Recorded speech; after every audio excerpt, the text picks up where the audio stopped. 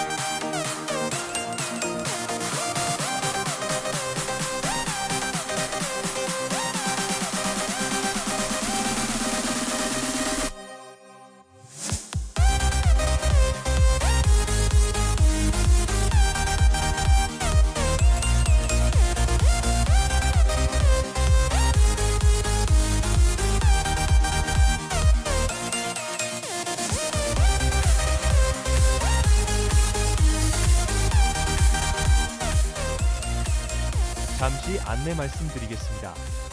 근본 LG SDC 2025에서는 AI 기반 실시간 통번역 솔루션 시스템이 제공됩니다. 스크린 화면의 QR코드에 접속하신 후에 번역 표시 언어를 선택해 주시면 서비스를 이용하실 수 있습니다. 감사합니다.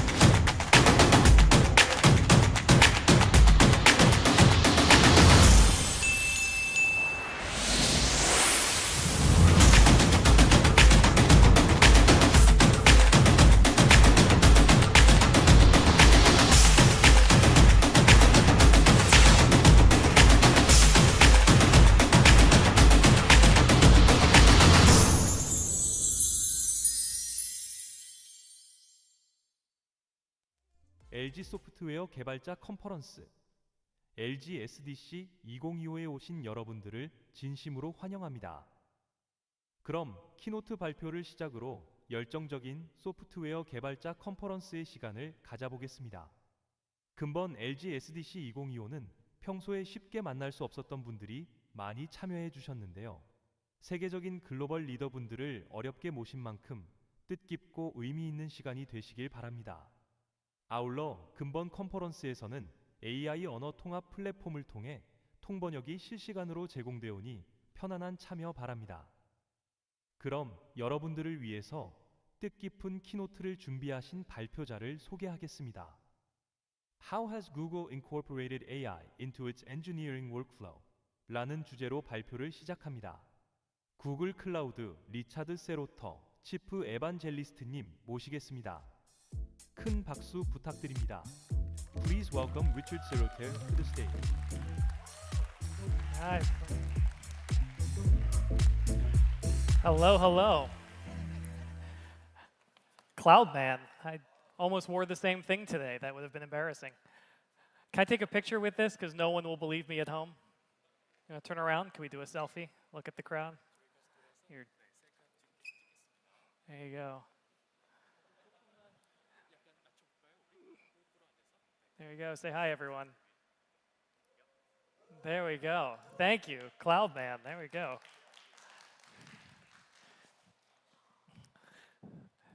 All right, it's great to see you all today. My name is Richard. I'm in our product and engineering organization and helping those who are building AI software, thinking about what they should do next. So we'll have some fun today. I'll talk through some things if it's okay. I also wanted to show you some live demos, see what happens there. So if we switch over to the slides.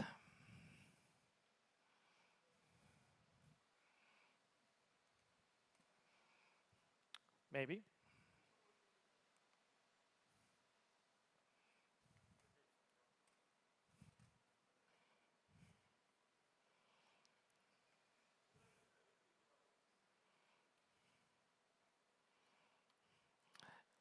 Let's try that again. There we go. How's that? Excellent. Good, good. So a few months ago, our CEO mentioned that about a quarter of the new code at Google was being generated by AI. That number has only gone up since then, but does this matter? Does it matter how much code is generated with AI? What do you need to change to even make that possible? So what we're going to talk about today is what does it take to introduce this level of capability to your own software delivery process? What have we learned along the way? And then I'll show you some things that we've made available to you so you can do the same thing. But let's be clear, this stuff isn't easy. No one here can sell you AI transformation. The most we can do is offer you ways for you to transform. That's a different thing. If you look at what's possible, recent survey data showed that 98% of companies think they're missing either the talent, the data, or the technology to be good at AI. Who is that 2%? I would like to meet them. They seem unbelievable, but it's not most people. At the same time, some of our own data showed that when you first start adopting AI, you actually slow down a bit, which not everyone thinks about. They think immediately you're going faster, but that's not true. Sometimes you actually slow down to start.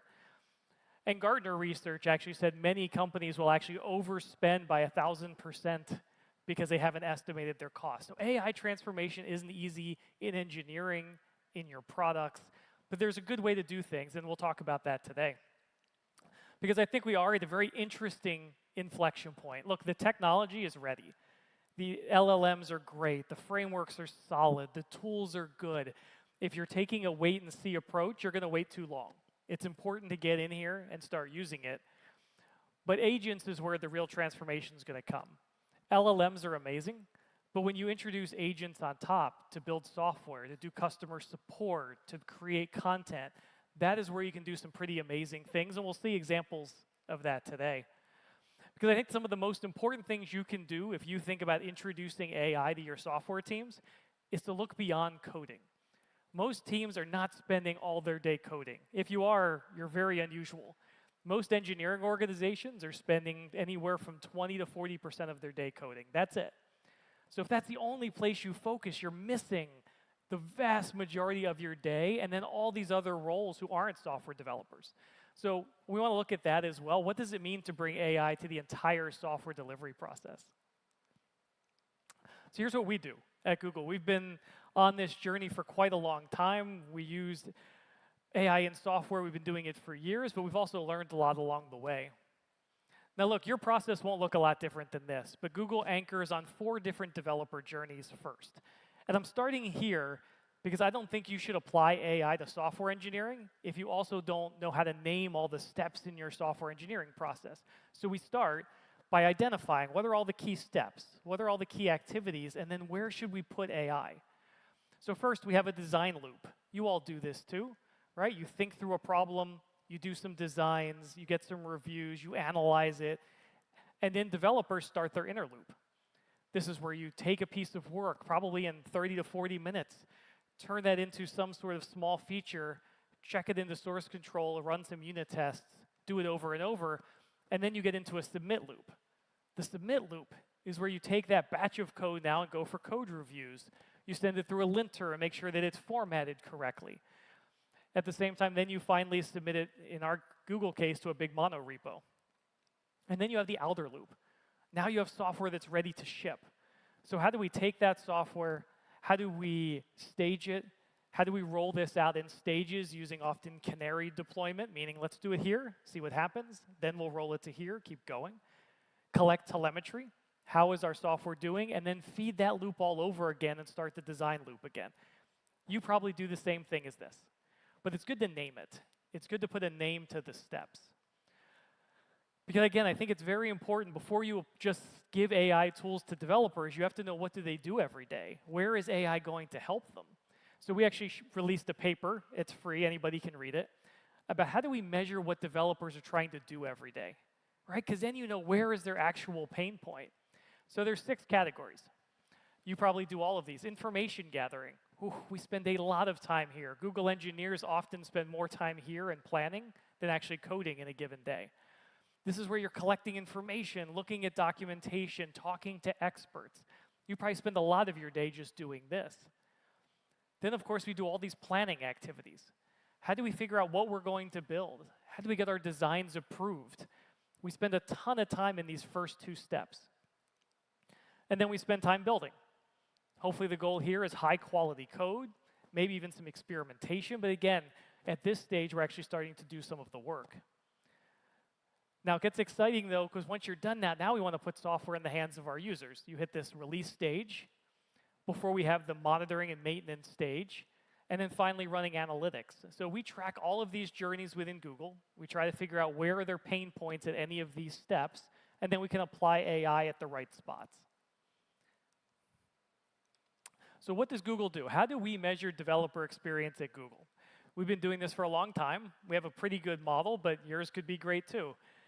So we measure three things. We measure speed, we measure ease, and we measure quality. Now, how do we get that data? We get that data from two big sources.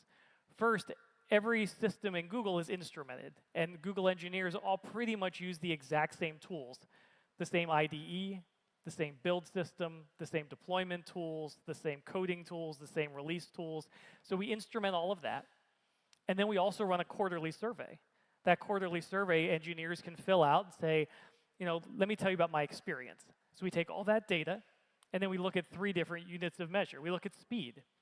How fast are you getting value to customers? Right? This is super important. We're looking at coding time. We're looking at how many pull requests or change lists are you releasing. We're looking at things like your self-reported velocity in that survey. How fast do you feel like you're going? We also look at review time. This can be super painful. If you're coding really fast and it takes you 4 days to review, that's terrible. It slows you down. It's no good. So we look at all these metrics first to see how fast are we going.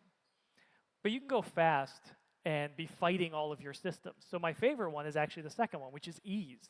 How easy are we making it to build software at Google?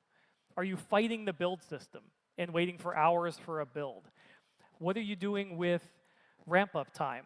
If it takes you 4 months to get an engineer to be productive versus 4 days, that's a big difference. So how easy is it to get started and use the system? What is the ability to focus? Love that one too. If our engineers are getting distracted and interrupted all the time, we need to fix that. And then finally, look, we can ship fast. It can be really easy, but we could ship terrible software. That's not good. So quality matters here.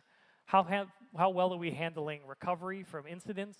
What's our technical debt like? What does our code quality feel like? And so we run this constantly. Every quarter, we send out a report to everybody at Google. I just got quarters last week. And we get to look at this data and then improve the system. So to me, all of this matters because you shouldn't be putting AI in software engineering until you know what you're trying to get better at. So Google doesn't have really any AI metrics. So we're not goaling ourselves on how much code we're writing with AI or things like that. What we're doing is AI making us better at speed, ease, and quality? Right? That should be the point. Is AI improving your core metrics? It's not creating new ones. Now, I'm cheating a little bit because we actually do have one new metric that we look at developer velocity gain. How much time are we saving per engineer, per SWE, per week? Our CEO mentioned this a few weeks ago in a podcast. It's around 10%, little give or take. But you're not going to see 80% productivity improvements with AI. That's made up marketing stuff. It doesn't happen. What you're going to see is improvements in some areas, none in others, a little bit here, a little more there. And so when you look at the whole system, and we can say software engineering from end to end is about 10% more efficient with AI, that's pretty big, especially at our scale and at your scale. So now let's back up. So now if we know what we measure, what does good look like, and then what does it mean to do AI here? And then we can say, all right, let's start adding AI to the most painful parts of software delivery. For example, design. Are you spending all of your time just looking up old reports and research and data? We were having the same problem. So we ended up building an internal chatbot trained on 25 years of Google data that made it easier to go find information and immediately be able to get answers and do that better. Look at coding. Are you spending too much time writing boilerplate code, getters and setters in your classes or things like that? We needed to give AI coding assistance to our team. Tens of thousands of Google engineers use it every day. But look at even steps like AI-assisted code review. I think this was the first thing we shipped because code reviews weren't good. They were going too slow.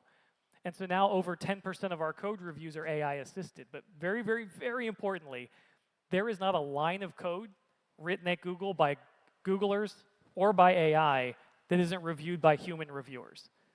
Super important. Even if you start introducing more AI, humans should be looking at every bit of code because you want to know what's in your code base. You don't want to wake up in 6 months and realize you don't know half of your code. It's a very bad place to be. So instead, even though we're doing AI code reviews, AI's writing a bunch of code, human reviewers look at every single line.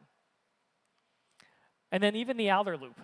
Look, resource efficiency. Are we using the capacity correctly? And so Google engineers have 15, 20 different tools we can use.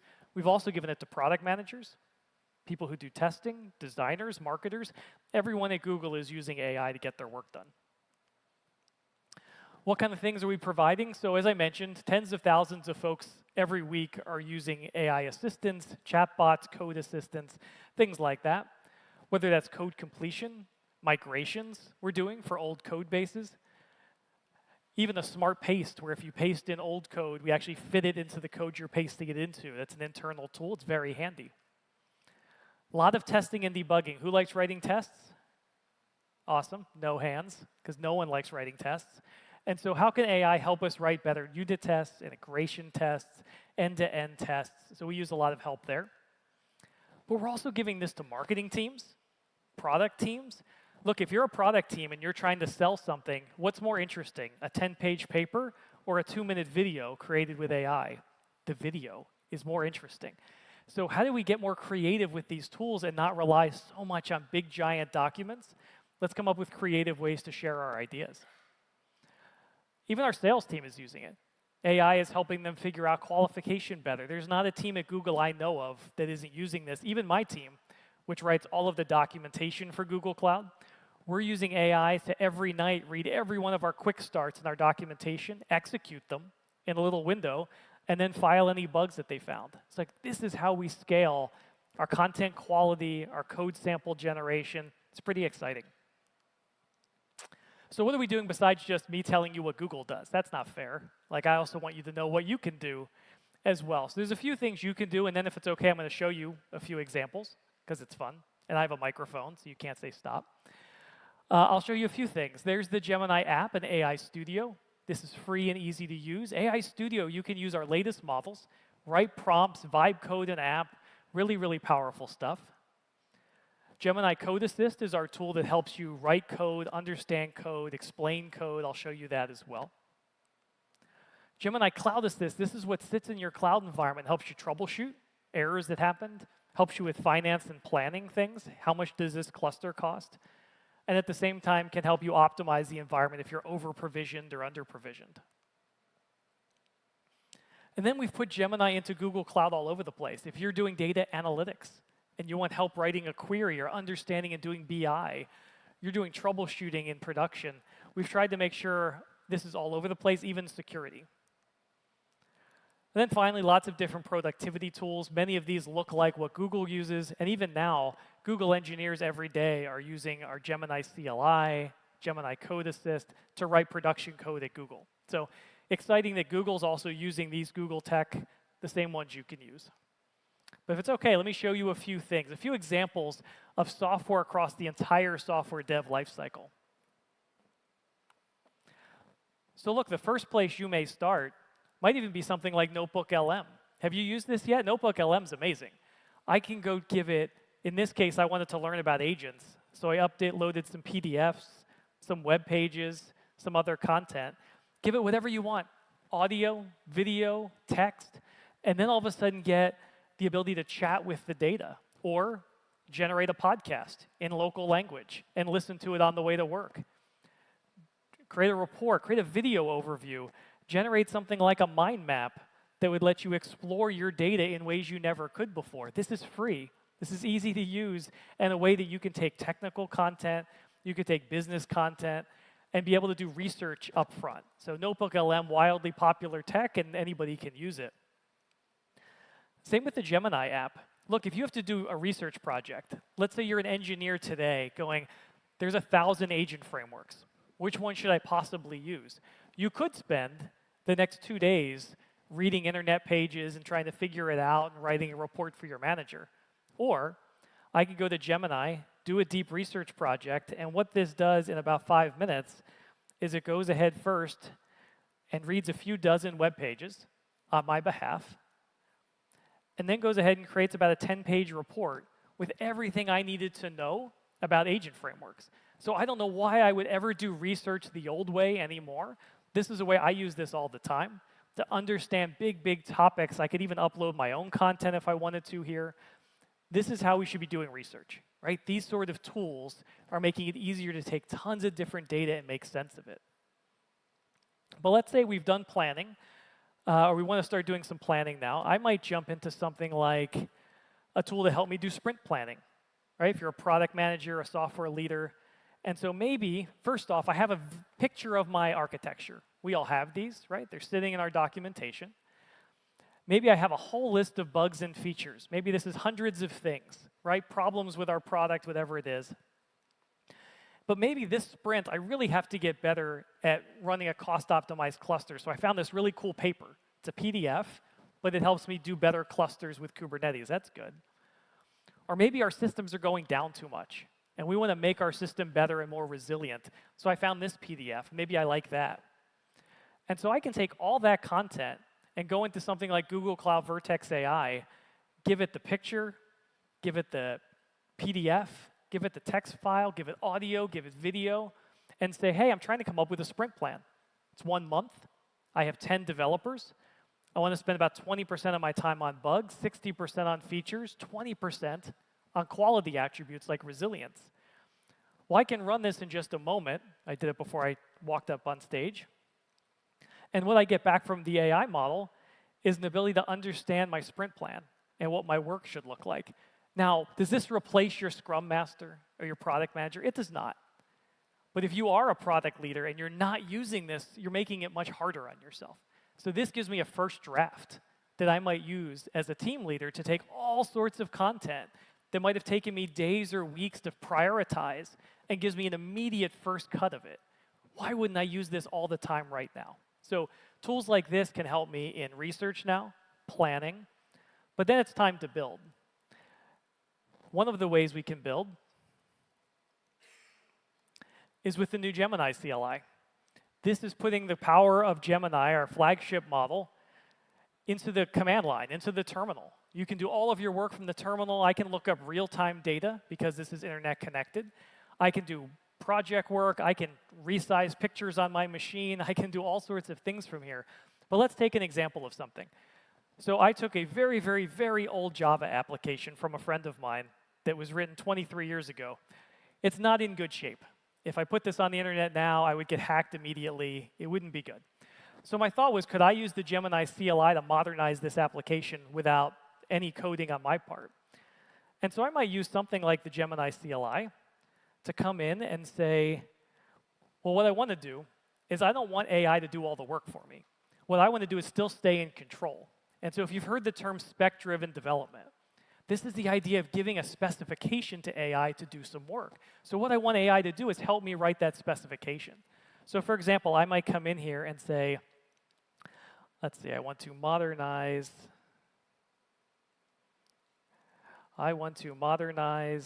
the application at, and I can reference files on my machine. There we go. That's the old file.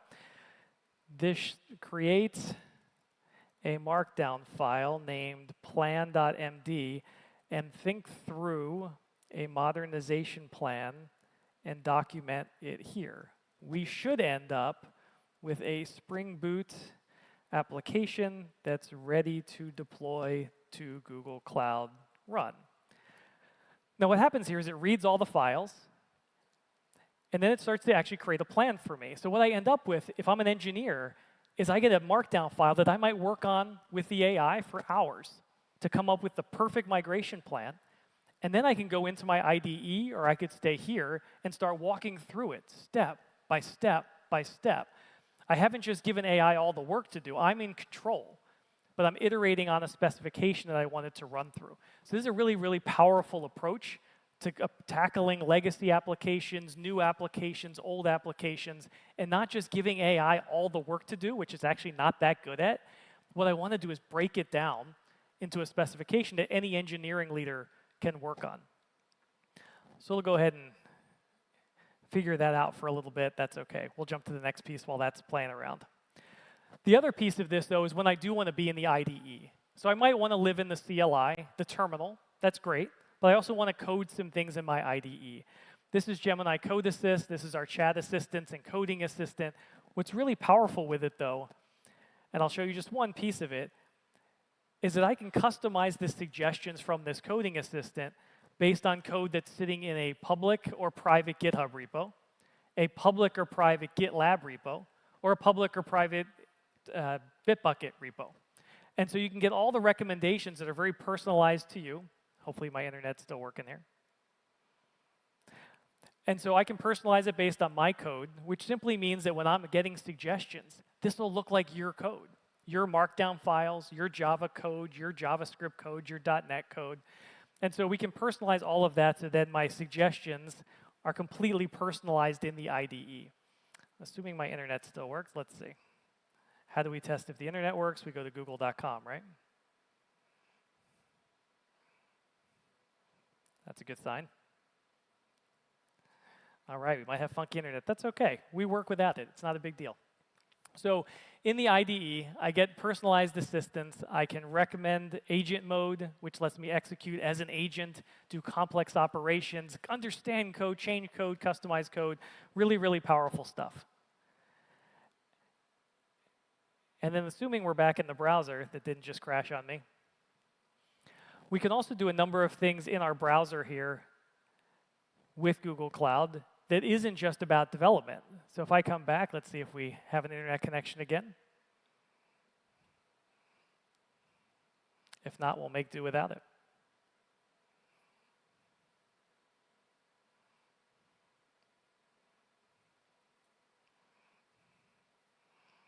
All right. We'll make do without it because we're going to be that creative.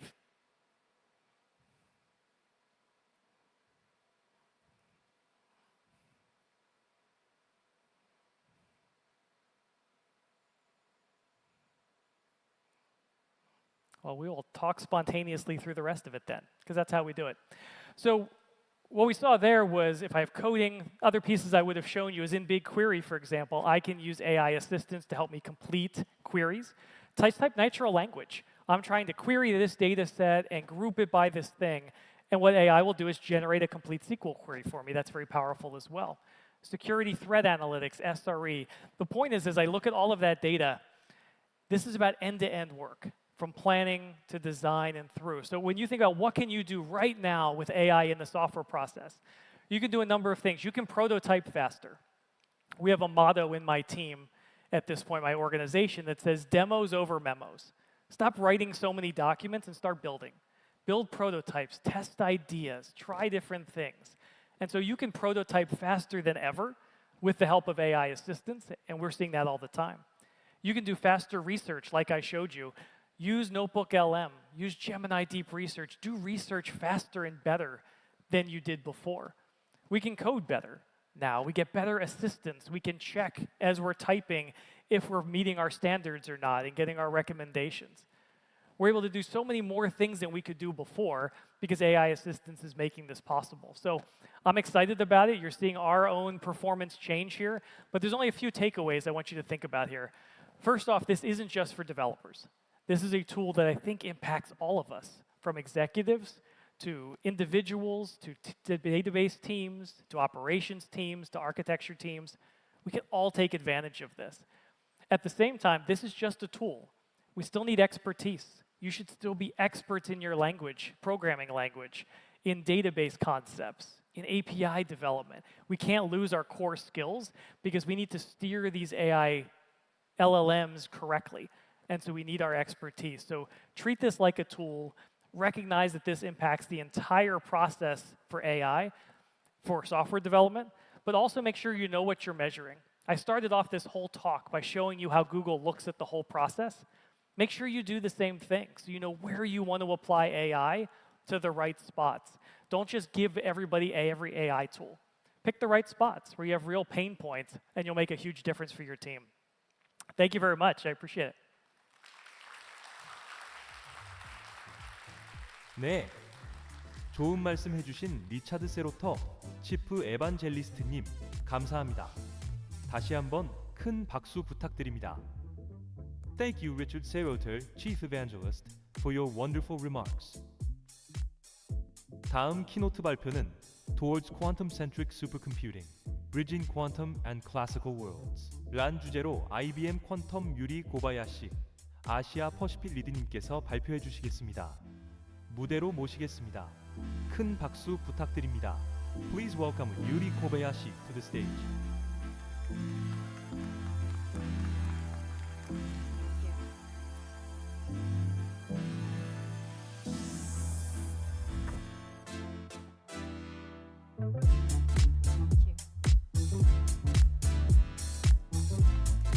Hello, everybody.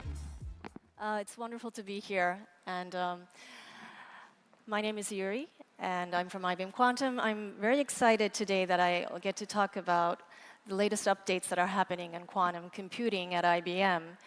I know a lot of the focus of this conference has been on AI, but we believe at IBM that quantum computing is also going to be the next big technology that could really change the landscape. So let me first start with sharing the mission of of IBM Quantum. So it's very simple. We want to bring useful quantum computing to the world. And in order, with all the technological advancements, there's, unless you have something useful come out of the technology, what's the point? So that is why at IBM Quantum we have this very clear, rigorous sort of roadmap that builds towards realizing the fault-tolerant quantum computing. And with fault-tolerant quantum computers, we believe that we could really bring useful quantum computing to all of you. So with this roadmap, I want to just highlight three different distinct key milestones. And one of them is about establishing quantum utility, which we already achieved back in 2023. So this was achieved by a group of researchers at IBM that demonstrated on a 127-qubit Eagle quantum processor at that time. And this was a simulation of a 2D Ising model, essentially a electron spin simulation on a 127-qubit device. And we were able to get reliable results and something that was beyond a classical brute force simulation at that time. And what's more exciting is that after this experiment, we've seen a very interesting trend. So 2016 is when IBM actually put our first experimental quantum device on the cloud, which allowed everybody around the world to access our quantum devices and run experiments on it. And back then, it was a 5-qubit device. And since then, for almost in a decade or half a decade, we've seen basically most experiments run somewhere between like the 5 qubits and the 20 qubits.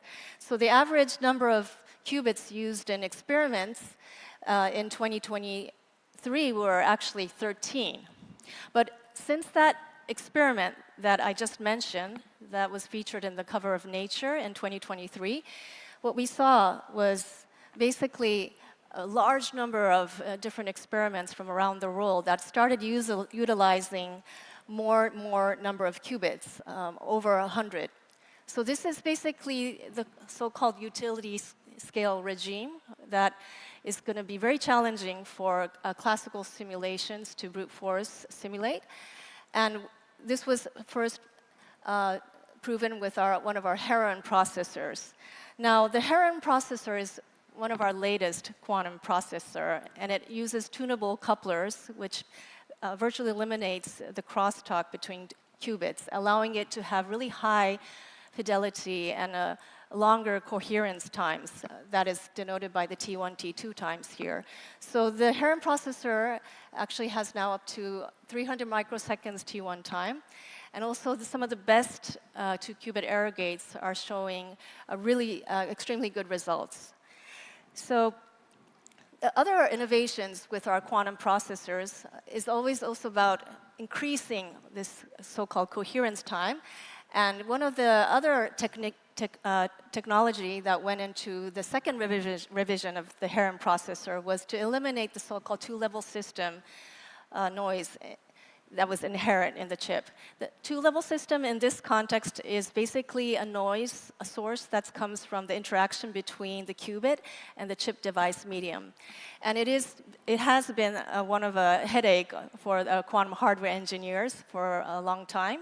However, with this two-level system mitigation that was incorporated into Heron revision 2, we were able to see a significant improvement in the coherence time by 47%. So there are further improvements like introducing these fractional gates that basically allow you to reduce the circuit depth and allow you to run more utility scale, large-scale circuits. And also, we've been able to have execution of dynamic circuits to be more efficient. So these are some of the other improvements that have really been able to allow researchers to run larger simulations in our current noisy quantum devices. Now, the second key milestone I want to talk about is about demonstrating quantum advantage, which we're yet to see. And before we talk about advantage, let's talk about actually the prediction that our IBM quantum lead, Jay Gambetta, said. So at one of the conferences, he mentioned that he's basically predicting that quantum advantage will be found by the end of 2026.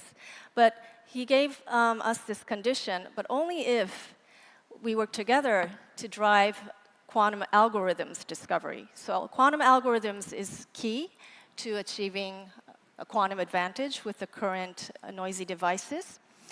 And so just to level set also the definition of quantum advantage, here we define quantum advantage to be performing a computational task more efficiently, cost effectively, or accurately using quantum computers than is known to be possible with classical computers alone. And given this definition, we have these 4 approaches to achieving quantum advantage even before fault-tolerant quantum computers. So the first, we want to make sure the community claims advantage through a problem that is obviously verifiable.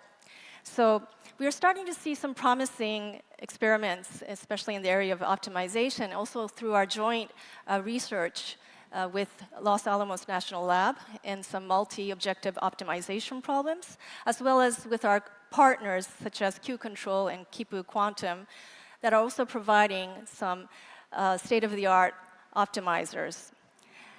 And secondly, the category that we think will be important, especially while we're still pre-fault-tolerant era, is error mitigation. So also we have partners like Algorithmic and Kedma providing their state-of-the-art error mitigation techniques, which are also made available through the Qiskit functions, circuit functions. And then the third category is about post-selected error detection.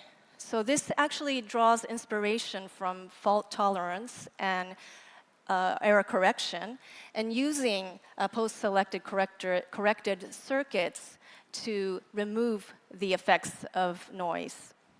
And we're seeing Q-Control being able to create a long-range entangled state on a 75-qubit, using 75 qubits on our Heron device. And then the fourth approach I want to talk about in order to achieve advantage would be to also drive algorithms discovery utilizing both quantum and classical hybrid architectures that we call quantum-centric supercomputing. Now, with quantum-centric supercomputing, we have many collaborators and partners, but one of them is RIKEN in Japan.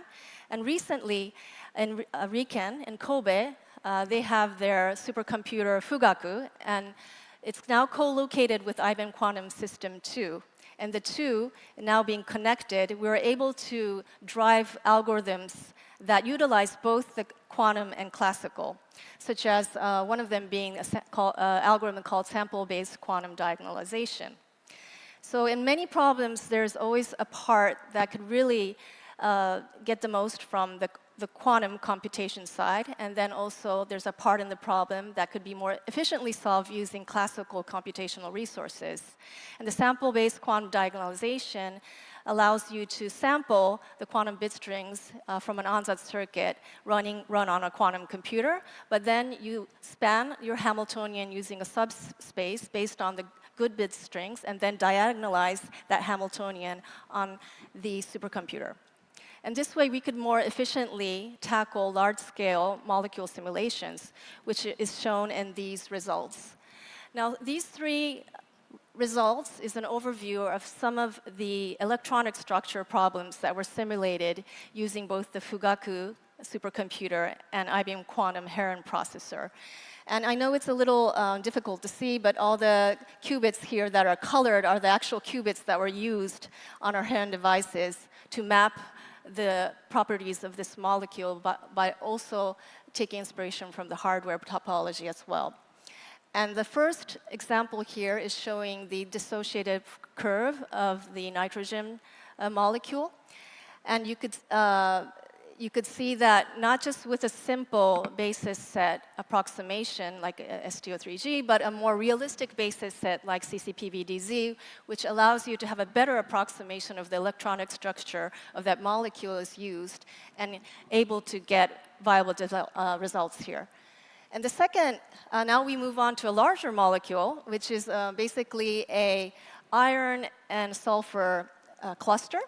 And this Fe2S2 cluster, we were able to run experiments and obtain 3 different eigenstates.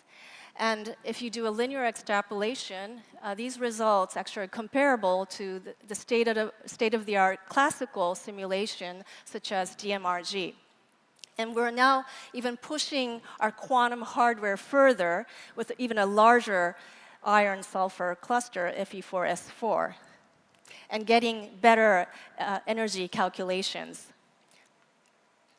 Now, the last key milestone that obviously is important is to actually realize the first large-scale fault-tolerant quantum computer. Now, in order to realize the fault-tolerant quantum computer, yes, we do need quantum error correction. And you need to be able to encode the quantum data on multiple qubits and protect that qubit from the errors, just like you do in classical computing. And one of the quantum error correction codes that a team at IBM has developed is called the Gross code, which is based on low-density parity check codes. And this quantum error correction Gross code proves to be 10 times more efficient than the surface code. So you encode basically 12 logical qubits into 144 data qubits with an additional 144 syndrome check qubits. So you basically have a 24 by 12, which will give you 288 physical qubits in order to realize 12 logical qubits, which is much more efficient than previous well-known surface code error correction.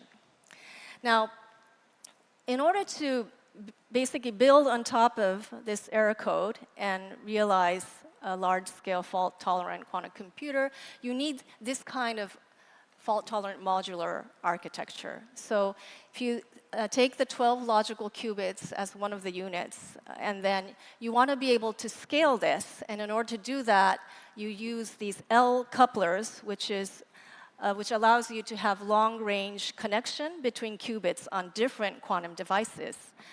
And then, in the end, you need to be able to also have universal quantum computing by not only realizing the so-called Clifford gates that are more easily to simulate on classically, but the so-called non-Clifford gates, like the T gates and the Toffoli gates. And in order to have those, you'll need a magic state factory, which utilizes a technique that's well known as the magic state. The magic state factory here. And then, so basically with this architecture, we're able to realize a large-scale fault-tolerant computer. Now, we are going to achieve this step by step. So we know what the end goal is. We know what the individual technological advancement that needs to happen. So we're going to take it one step at a time. Now, this year, we are going to have an experimental device, Loon, ready with realizing 2 logical qubits. There's going to be 6-way connectivity and a C coupler for this. And then the following year is going to be Kookaburra. We're going to realize the 12 logical qubits based on our gross code.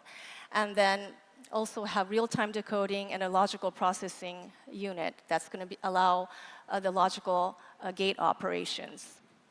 And now we're going to need to connect these logical units, like I mentioned in the previous slide, which will be enabled through the L couplers. That's going to make the connections between qubits on different quantum chips. And then this will now be fully sort of expanded into what we'll call the Starling system in 2028. And we'll have multiple blocks of the gross code with the logical processing unit, and also the magic state factory based on the magic state distillation. So we have a plan. Oh, by the way, all these interesting names like Loon, Kookaburra, Cockatoo, Starling, basically at IBM Quantum, we like to name our quantum devices after the name of birds. So they are all different types of birds, basically named, that we named our quantum devices after. So after 2028, after 2028, and Starling is going to be 2029, which we want to realize the first large-scale fault-tolerant quantum computer. Now, these will be initially housed in our quantum data center in Poughkeepsie, New York, and this is just an image of what the data center will look like. So today, we already have our IBM Quantum System 2, and we'll be connecting 4 of them to support over 1,000 physical qubits and be able to run comfortably over 15,000 quantum gates. Now, in 2029, as I mentioned, we'll have our first large-scale fault-tolerant quantum computer, Starling, which will have 200 logical qubits and 100 million, be able to execute 100 million quantum gates. And then beyond, of course, we'll continue to push the boundaries of our hardware, software stack, and all the additional functions and capabilities. So we'll be able to have Blue Jay also in less than 10 years, which will have 2,000 logical qubits and be able to run over 1 billion quantum gates, really bringing useful quantum computing to all of us. So it won't be a software developer conference if I don't talk about software. And I do want to talk about Qiskit, which is being developed open source by IBM and many people in the open source developer community. And we're very grateful and humble that Qiskit is one of the most preferred quantum SDKs out there. And it not only just supports IBM Quantum hardware, but it actually supports many other IBM Quantum, not just IBM Quantum, but other quantum hardware platforms. And now this is just a simple diagram, well, not maybe as simple, but a diagram showing what the IBM Quantum platform offers to all of you. So first of all, by going to the IBM Quantum platform, you'll be able to use Qiskit to communicate to the different quantum computers, including the Heron device that I just described today. And then also we have a orchestration layer where you'll be able to create your quantum circuit object in cloud or in an HPC environment quite easily. And then, of course, we have our developer tools, the Qiskit SDK, and also additional functions and a transpiler service. And we also actually have an AI assistant for Qiskit as well. And then On top of that, we have many partners like Q-Control, QP Quantum, Multiverse, Canova, that are providing their state-of-the-art algorithms as Qiskit functions, which can be easily used once you access IBM Quantum Platform as a premium user. Now, I just want to mention that Qiskit is basically a software development kit, but also it basically sets the foundation for layering on top of that the building blocks necessary for building and running quantum algorithms. And typically when you run a problem on a quantum computer, it's been done in 4 simple steps. And the first is you want to basically take your problem, whether it's a chemistry problem, optimization problem, or machine learning problem, and map that problem to your quantum circuit. And the second is you want to then optimize your circuit to mitigate the effect of errors and noise. And then you execute your optimized circuit using primitives, whether you're getting expectation value, then you use the estimator. If you're sampling, you use the sampler. And then lastly, you do post-processing. So these are the 4 simple steps, and on top of that, like I said, there are many additional functionality that Qiskit provides, a collection of research capabilities developed as tools for developers like you can utilize and just plug into your existing workflow and design new algorithms at the utility scale. So these Qiskit functions I mentioned, once again, is offered through a partnership. And like I mentioned, we have circuit functions which provide different error mitigation and suppression techniques that could be easily plugged in your workflow, as well as some application functions in chemistry optimization, in computational fluid dynamics, and more. So I'd like to encourage all of you who haven't started quantum computing yet to just get started with Qiskit today. And today is a perfect opportunity, not just, you'll get to also hear later in the afternoon from my colleague Boson Kim more about Qiskit and also a different coding demonstration to show you how Qiskit can be used and how our quantum hardware can be used to solve real-life problems. And also, what better way to learn quantum computing or Qiskit by having a very clear goal. And for those who are really interested in quantum computing, we have a Qiskit developer certification that you could study towards, and there's many sample tests that you can take. And by earning this certificate, it really allows you to contribute more to the open source Qiskit developer community, but also raise your profile as quantum computing will become more and more a mainstream technology in the future. So I'd just like to end my presentation by encouraging you all to start your quantum learning journey, if not already, and to really take advantage of all the resources that are out there. I want to really emphasize that the quantum computers that IBM offers are offered. We have 2 systems that are offered for free, and it's in the open plan for anyone to use. And you have all these tools and documentation guidance that you can utilize to start your quantum journey. So with that, I'll just like to end my presentation, and I look forward to seeing also later in the afternoon session. Thank you so much. 네, 유익한 내용으로 말씀해 주신 유리 고바야시님께 다시 한번 큰 박수 부탁드립니다. Thank you, Yuri Kobayashi, for your wonderful remarks.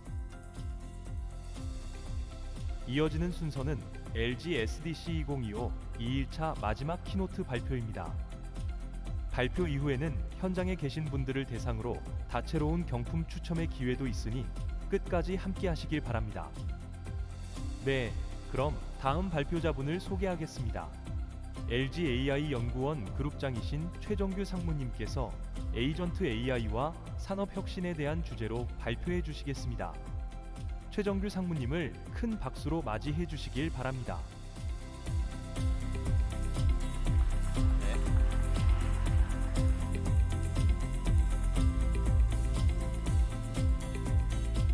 네, 안녕하세요. LG아이연구원의 최정규입니다. 앞서 훌륭한 발표를 영어로 진행해 주셨는데 좀 힘드셨죠? 저는 편하게 한국어로 진행하도록 하겠습니다. AI 업계에서 최근에 가장 핫한 키워드가 에이전틱 AI라고 하는데요. 그와 관련돼서 간단한 개요와 그 다음에 LG AI 연구원에서 준비하고 있는 엑사원의 현황과 그리고 그룹 내 또는 외부와 진행하는 내용들에 대해서 간단히 소개해드리도록 하겠습니다. 네, 다 아시는 가트너의 하이프 사이클입니다. 기술의 도입 현황과 그 다음에 성숙도를 나타내는 가장 널리 알려진 지표인데요. 올해 이제 드디어 에이전트와 관련된 키워드가 등장했습니다. 그동안 가장 큰 핫한 트렌드였던 생성형 AI가 이제 환멸의 골짜기를 이제 도입했고요. 이제 최근에 트렌드는 앞서 발표에서도 많이 나왔지만 에이전틱 AI를 위해서 굉장히 많은 관심과 투자가 일어나고 있는 상황입니다. 우리가 AI 업계에는 정말 10년 동안 굉장히 많은 발달을 해왔습니다. 또한 최근 5년간 굉장히 급격한 혁신을 많이 일어났었는데요. 우리가 알파고가 이세돌 9단을 이겼을 때 굉장히 큰 충격을 받았습니다. 그러나 그 시대에는 아마 일반인이 아닌 어떤 전문가들을 중심으로 AI가 좀 활용되는 측면이 있었는데 우리가 잘 아는 챗GPT를 통해서 모든 일반인들이 AI의 효용성을 깨닫고 굉장히 많은 산업화 변화가 일어나고 있습니다. 이제 이 생성형 AI를 기반으로 이제 에이전틱 AI 시대가 도래해 오고 있습니다. 에이전틱 AI는 많이 알려진 바와 같이 사람이 사고하고 학습하는 과정을 AI가 학습을 통해서 스스로 계획을 세우고 그 다음에 실행하고 이 판단을 통해서 계획을 수정하는 등 여러 다른 기존의 AI와 조금 다른 모습들을 좀 보여주고 있습니다. 이런 에이전틱 AI 이점으로는 첫 번째는 프로세스를 최적화하고 효율화할 수 있습니다. 그래서 이 에이전틱 AI가 단순히 기존의 어떤 학습된 과정을 수행하는 게 아니라 그 여러 가지 의사결정, 그 다음에 수행, 그 다음에 피드백을 통해서 계속 개선을 통해서 프로세스가 점점 개선화되고요. 그 다음에 워크플로우가 자동화됩니다. 예를 들어서 시장 조사를 하고 수요를 예측하고 개발을 하고 그 다음에 사후 관리까지 여러 복잡한 워크플로우들을 하나의 에이전트를 통해서 여러 가지 워크플로우가 자동화할 수 있다는 그런 장점이 있고요. 또한 에이전트 A가 하나의 모델이 아니라 여러 다른 에이전트와 협업 또는 필요한 여러 툴을 통해서 협업을 통해서 그 성능들이 굉장히 이제 확장되고 고도화 간다를 할 수 있다는 장점이 있고요. 이러한 것 때문에 또 굉장히 빠른 비즈니스의 대응과 이슈에 대해서 적응할 수 있는 장점이 있다고 알려져 있습니다. 간단한 예제들인데 에이전틱 AI에서 이제 시작하는 추세로 굉장히 많은 기업들이 투자를 하고 있습니다. 관련된 간단한 샘플인데 하겠습니다. 이를 위해서 LG 엑사원은 2021년 12월 LG AI연구원 출범과 함께 LG AI연구원 연구 주제로 초보대 AI를 선택했고요. 엑사원 3.0부터는 오픈소스로 오픈해가지고 전 세계 개발자들의 피드백을 받고 있습니다. 최근에 이제 엑사원 4.0을 7월달에 오픈을 했고요. 전 세계 세 번째로 일반적인 LLM의 생성과 수학, 과학과 같은 복잡한 과정을 수행을 통해서 정답을 도출하는 추론 과정을 동시에 하는 LLM으로서 모델을 발표했고 의사, 약사, 세무사 등 국가 공인 자격증에 6개에 합격하는 필기시험을 통과하였습니다. 이런 엑사원 4.0은 최신 인터페이스라고 하는 MCP, A2A 등 다양한 프로토콜을 통해서 다양한 툴건, 어플리케이션과의 어떤 상호 호환을 지원하고 있습니다. 최근에 이제 국내 모델 중에서 오픈소스, GitHub에서 오픈소스 최대 다운로드를 기록하고 있고요. 현재 한 700만 건 이상의 다운로드가 있고, 엑사원을 가지고 파생된 모델, 오픈소스 아마 소프트웨어 개발자들이시기 때문에 오픈소스 굉장히 잘 알고 계실 것 같고, 오픈소스의 힘을 좀 잘 아실 것 같습니다. 어떤 기업 내의 기술들을 전 세계 개발자들의 피드백을 통해서 어떤 고도화도 가능하고, 이를 통한 여러 가지 파생 모델들을 통해서 어떤 생태계 확산하는 그런 장점이 있습니다. 또한 어려운 LLM의 어려운 문제를 다루는 어떤 추론 영역을 평가하는 아티피셜 어널리티스 인텔리전스 인덱스에서 글로벌 기업 중에 8번째, 미국, 중국, 그 다음에 한국 기업으로서는 최초로 8위로 7월 달에 평가를 했고요. 네, 10위권, 그때 당시에서는 클라우드와 유사한 성능을 보였었습니다. 근데 굉장히 지금은 또 이제 굉장히 많은 모델이 또 나왔고, 순위가 계속 변하고 있습니다. 네, 이런 것들이 가능한 것들은 글로벌하게 어떤 컴퓨팅 인프라가 굉장히 많음에도 엑사원은 굉장히 효율적인 적은 인프라, 적은 데이터에서도 좋은 성능을 내도록 다양한 방법론들이 개발이 되었고요. 그 중에 여러 가지 학습 방법론, 그 다음에 데이터, 고품질의 데이터를 정제하는 방법, 그 외에도 여러 가지 다양한 알고리즘들이 적용되어서 어떤 비용 효율적인 장점을 갖고 있다고 말씀드릴 수 있습니다. 이를 통해서 올 8월에 기존의 월드베스트 LLM, 지금 이제 공식 이번 정부에서는 독자 파운데이션 모델 개발이라는 프로젝트가 있었고, 15개 기업 중에서 최종 5개 기업으로 선정되어서 지금 개발을 진행하고 있습니다.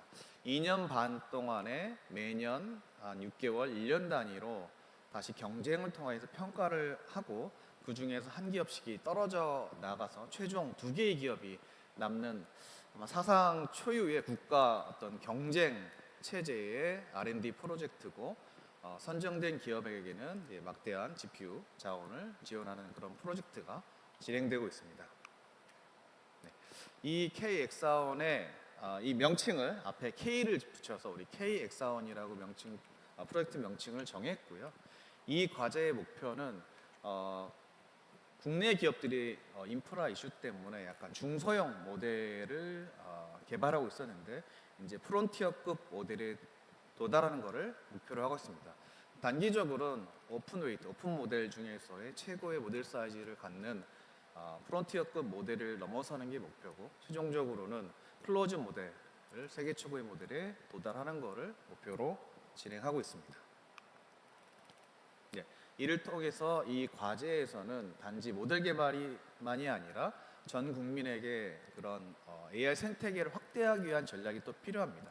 그래서 KX원 컨소시엄들을 LG그룹 내에서는 LG CNS 위플러스, 그 다음에 어떤 생태계 측면에서 프렌들리 AI, 그 다음에 필요사, 또 이걸 가지고 실제 서비스를 할 수 있는 리튼, 한컴, 이스트 소프트 등과 레퍼런스를 갖기 위한 어떤 생태계를 구축했고, 또한 LG그룹, AX 영역들의 어떤 레퍼런스를 통해서 현재 저희가 엑사원 4.0 발표 이후로 굉장히 엑사원 파트너십이 굉장히 폭발적으로 지금 늘어나고 있습니다. 매달 수십 개씩 지금 늘어나는 상황이고요.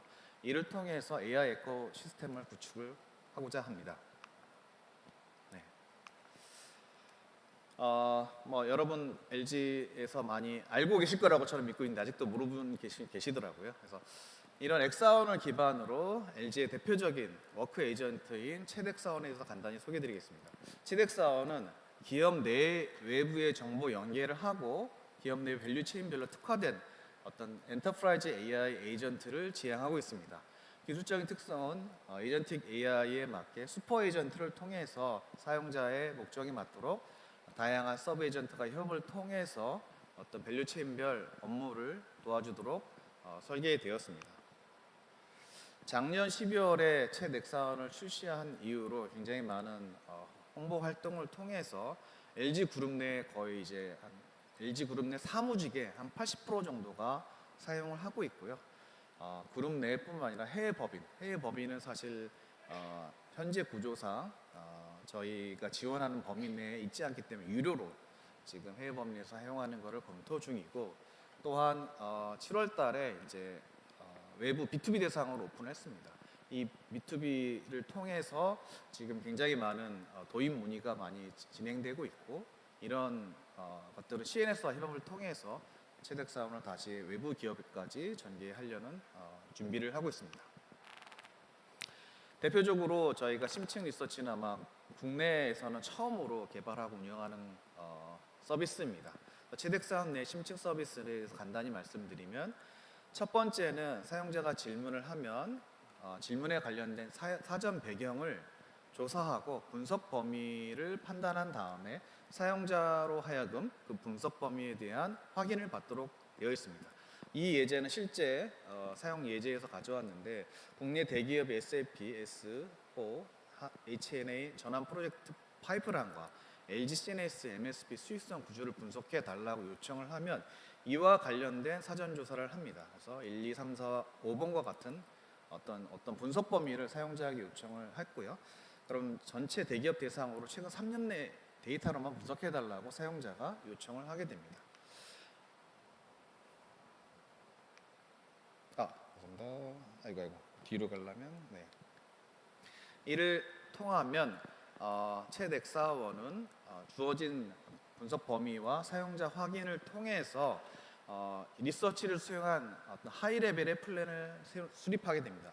보시는 바와 같이 제공할 정보가 상세 개요에 대해서 말씀드리고, 분석의 명확한 방향성, 그리고 분석 방법론, 그다음에 그에 대해서 한 번 더 하이 레벨로 플랜을 수립하고, 왼쪽에 보시는 것처럼 어떤 상세 수행 전략을 수립합니다. 예를 들어서 국내 대기업 전환 프로젝트 현황을 파악하고, 그다음에 관련된 데이터를 수집하고 분석을 통하고 이런 등 상세 레벨의 계획을 수립하고, 그다음 실행을 합니다.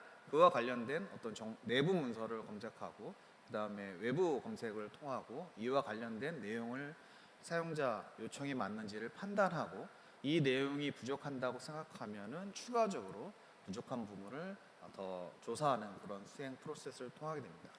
이를 통해서 최종 리포트를 A4 용지 몇십 페이지 수준으로 생성을 하게 됩니다. 보시는 바와 같이 단순 텍스트뿐만 아니라 관련된 멀티모달 그래프까지를 가져와서 조합해서 리포트를 생성하고, 이러한 리포트는 지금 PDF, 워드뿐만 아니라 향후 PPT까지 확대할 계획입니다. 심층 리서치 퍼포먼스를 자체적으로 평가했을 때 기존의 일반 모드와 심층 리서치를 비교했을 때 그 정확도나 어떤 효용성 측면에서 굉장히 더 우수하다는 판단할 수 있고, 외부 빅테크의 서비스에 비했을 때도 작은 중소형 모델에도 불구함에도 굉장히 잘 따라하고 있다고 평가를 받고 있고요. 이걸 통해서 외부 언론이나 외부 피드백에서도 우리나라에서 이런 서비스를 만들 수 있는 수준에 대해서 굉장히 자랑스럽다는 피드백을 받고 있습니다. 또한 채택사원은 기업 내 엔터프라이즈 에이전트인 만큼 우리 LG그룹뿐만 아니라 국내에는 국가 핵심 기술로 지정되어서 굉장히 보안에 유의되는 어떤 문서들이 굉장히 많습니다. 이런 보안 문서까지도 사용할 수 있는 ISO 인증도 받았고, 또한 이제 국가 부처에서도 핵심 기술과 관련된 어떤 보안 여러 가지 조사들에게서도 다 통과한 그런 상태입니다. 이러한 특성 때문에 채택사원을 기업 내부에 도입해 달라는 굉장히 많은 문의가 많아서 저희는 이 솔루션들을 온프레미스 풀스택 패키지로 개발을 했고요.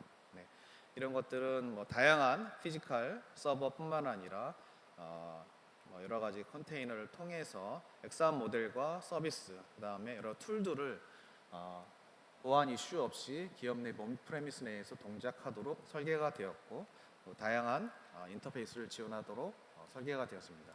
이런 온프레미스 패키지를 통해서 LG CNS 협업을 통해서 타 외부 기업, 그룹 또는 정부 공공기관의 니즈에 맞춰서 협업을 통해서 진행을 할 예정입니다. 이런 것들은 LG그룹 내에서 이미 적용을 하고 있습니다. 그래서 경영 정보와 관련된 어떤 비즈니스 인텔리전스 에이전트에 관련 니즈가 되게 많습니다. 요 사례는 슈퍼 에이전트를 통해서 실시간으로 데이터베이스, 아까 SQL 얘기도 있었는데 관련된 어떤 판매 데이터, 어떤 실적 데이터들을 실시간으로 가져오고 또 관련된 리포트 등을 알레지를 통해서 문서를 가져와서 종합적으로 어떤 분석 툴을 종합적으로 이용해서 그 관련된 비즈니스 인사이트를 가져오도록 하는 것들이 이제 개발되었고요. 현재 시범 서비스를 좀 진행하고 있습니다. 네. 이러한 LG아이언과 엑사원과 관련된 어떤 결과물들은 엑사원 쇼룸에서 운영을 하고 있습니다. 그래서 현재 서비스 중인 채택사원뿐만 아니라 다양한 LG아이언의 엑사원 관련 결과물들을 확인할 수 있으시고요.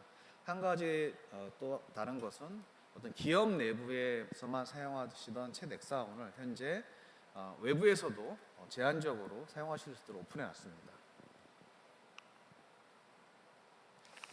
네, 이런 지금 LG그룹은 이제 중국 제조 화학 영역에서 굉장히 중국과 경쟁을 하고 있고 이미 많은 턱밑까지 좀 쫓아온 상황이라고 판단되고 있습니다. 중국에서는 이제 딥시크를 기반으로 이런 그냥 생성형 서비스뿐만 아니라 다양한 제조, 통신, 화학 분야에서 여러 가지 프로젝트를 진행하고 적용 확대를 진행 중인 것으로 리포트되고 있습니다. LG아이언은 엑사원이 초창기부터 실제 산업 특화된 모델로서 산업 현장에서 적용을 하기 위해서 시작되었고요. 현재 우리 LG그룹 내에 밸류 체인별로 적용을 하고 있습니다. 그래서 제조, R&D 바이오, 업무 생산성, 콘텐츠 영역까지 다양한 분야에서 굉장히 많은 프로젝트를 진행하고 있고요. 특히 히어로 프로젝트라고 해서 각 계열사의 CEO 분들과 지주사와 협의된 어떤 대표적인 프로젝트를 각 계열사별로 운영하고 있습니다. 현재 총 13건 정도의 프로젝트가 운영 중에 있습니다. 그 중에 몇 가지 히어로 프로젝트, 그 다음에 다양한 밸류 체인별 프로젝트에서 몇 가지에 대해서 소개해드리겠습니다. 이 부분은 LG화학과 생산공정, LG화학에서는 원유를 수조원대 원유를 수입하셔가지고 이 화학 제품의 기본이 되는 나프타를 생산하게 됩니다. 근데 요 관련돼서 다양한 공정을 통해서 나프타가 생성되는데 다양한 열 처리, 화학 처리 등이 필요한데 이런 것들을 기존에는 화학 전문가가 관련 생산 공정 생산 전문가가 어떤 상황별로 판단을 하고 다음 단계에 대한 여러 가지 공정에 대한 것들을 의사결정했었습니다. 대략 3년 정도의 이제 프로젝트를 통해서 초기에는 이제 신뢰성 확보를 위해서 다양한 어떤 POC를 하고 그 다음에 작년에는 이제 이거 일부 시스템을 운영하되 그 생산자가 최종 결정하는 그런 단계로 이행했고 실제로 이행하는 이행률이 85% 정도로 개선을 했습니다. 근데 올해부터는 이거를 이제 100%로 AI가 이행할 수 있는 그런 AI가 최적화한 결과를 그대로 사용하는 그런 것들이 진행되고 있습니다. 이를 통해서 생산 공정에 굉장히 많은 효율화를 통해서 어떤 수백억 원 이상의 효과를 내고 있다고 합니다. 두 번째는 LG 생활건강과 AI를 활용한 소재 개발입니다. 그래서 어떤 분자 구조와 어떤 물성이라는 것들이 있는데 이런 데이터베이스를 가지고 AI가 어떤 타겟으로 하는 어떤 물성을 예측하면은 입력을 하게 되면 그와 관련된 예측을 통해서 어떤 새로운 소재를 발굴하기로 했고요. 이런 개발 기간이 1년 10개월에서 하루 정도로 단축되는 그런 성과가 있었고 최근에 미국에 이 새로운 물질을 등록했고 내년에 생산을 할 계획으로 알고 있습니다. 이 부분은 LG 내에서 다양한 수요 예측 과제를 진행하고 있었는데 이걸 파이낸스 분야로 적용해 본 결과입니다. 2023년 11월에 나스닥에 우리가 ETF, AI를 하는 ETF 상품을 출시를 했고요. 크래프트라는 회사와 함께 ETF가 한 달마다 미국 기업에 있는 종목을 선택하고 그걸 통해서 이제 변경을 하고 수익률을 하는 그런 서비스가 되겠습니다. 그래서 출시 이후로 지금 S&P 500보다 더 좋은 수익률을 좀 보여주고 있고요. 네, 대략 한 40% 가까운 수익률을 보여주고 있습니다. 근데 이거를 넘어서 지난주에는 런던 스탁 익스체인지 그룹과 AI를 통해서 전 세계 5천 개의 기업을 분석하고 향후 전망을 예측하고 그와 관련된 리포트를 하는 서비스를 정식으로 오픈했습니다. LSAG에서는 다양한 어떤 서비스에 대한 원천 소스를 제공해주고 LG아이연구원에서는 이걸 통한 예측 모델, 그다음에 이걸 엑사원을 통해서 어떤 리포트 생성하는 모델을 했고요. 50점 이하인 경우에는 4주 주가가 떨어질 가능성, 그 이상일 때는 4주에 주가가 오를 가능성에 대해서 이걸 하고 전 세계 기업에 대한 유료 서비스로 이거를 제공하고 있고요. 이걸 통해서 또 LG그룹 내 여러 다양한 계열사의 산업 예측이나 기업 분석 등에 활용될 예정입니다. 또한 CNS와는 LG 엑사원을 통해서 다양한 외부 B2B 사업을 진행 중이고 지금 경기도 교육청뿐만 아니라 외교부, 그다음에 NH농협 등 다양한 LLM 관련 사업을 수주를 하고 있습니다. 네.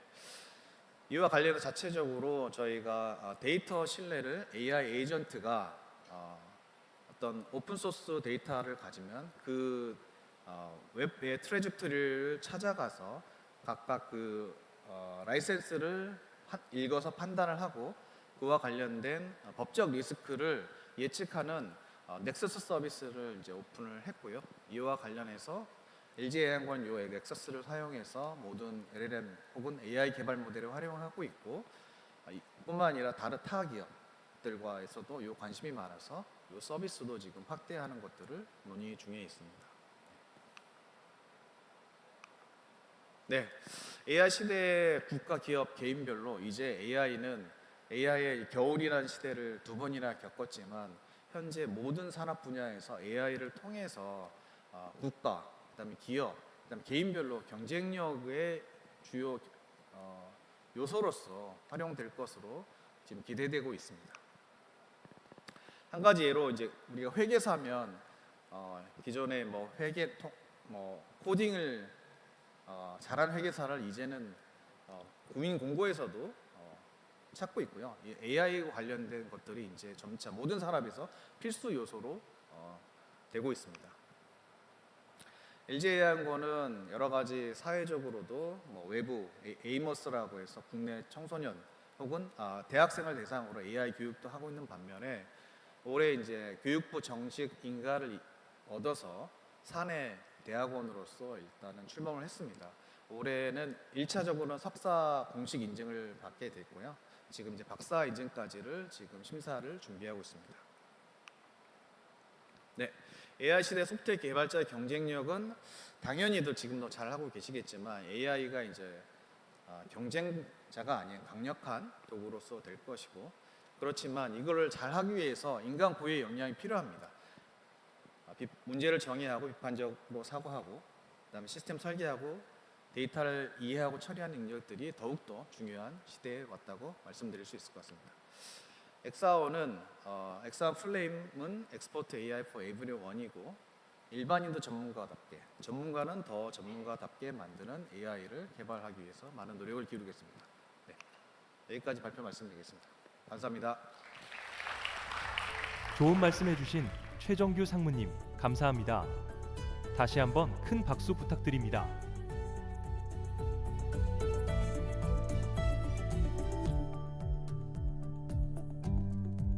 이것으로 LG SDC 2025의 2일차 키노트 발표를 모두 마치겠습니다.